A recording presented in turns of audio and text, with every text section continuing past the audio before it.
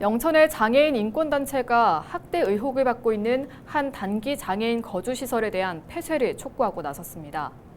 이들은 해당 시설의 건물주와 시설 종사자가 거주 공간의 출입구를 막는 등 입소장애인들의 인격권과 신체의 자유를 침해하고 있다고 주장했습니다. 보도국 연결해 자세한 내용 살펴봅니다. 이하영 기자. 네, 인권단체의 주장은 해당 시설 관계자가 입소장애인들이 이용하는 출입문을 막았다는 거죠. 네, 그렇습니다. 경북장애인차별철폐연대와 영천장애인 거주시설 인권침해대책위원회는 지난 10일 영천시청 앞에서 이 같은 내용의 기자회견을 열었습니다. 대책위는 해당 시설 입소 장애인들이 설 연휴를 집에서 보내고 복귀하려고 했지만 철문이 쇠사슬로 채워져 있었고 거주 공간의 출입문도 굳게 닫혀 있었다고 말했습니다. 특히 해당 시설은 장애인이 머물기에는 위험한 구조로 크고 작은 안전사고가 반복되고 있고 피난시설도 없어 긴급 상황이 발생하면 큰 사고로 이어질 우려가 크다고 주장했습니다. 이 같은 상황에서 지난해 6월 영천시가 시설 이전을 추진하겠다고 발표했지만 계속 시간을 끌며 이번과 같은 사태를 맞았다고 말했습니다.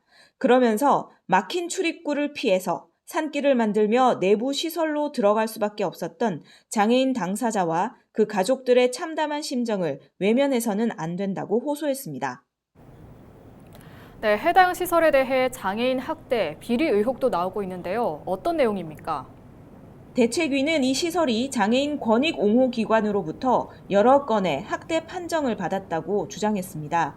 국가인권위원회에서도 피해자의 인격권, 신체의 자유를 침해한 것으로 판단된다라는 결정이 나오긴 했지만 영천시가 행정처분을 내릴 정도가 아니라는 태도를 취하는 등 안일하게 대처했다고 주장했습니다. 해당 시설 외에도 퇴소를 시켜야 할 장애인을 28년간 시설에 머물게 했던 아동 양육시설과 입원한 장애인을 폭행해 학대 판정이 내려진 병원, 또 성폭력 사건 등으로 시설 폐쇄가 내려진 장애인 거주시설 등에 대한 후속 조치가 제대로 이루어지지 않고 있다며 영천시에 즉각적인 행정 조치를 촉구했습니다. 네, 이에 대한 영천시의 입장은 어떻습니까?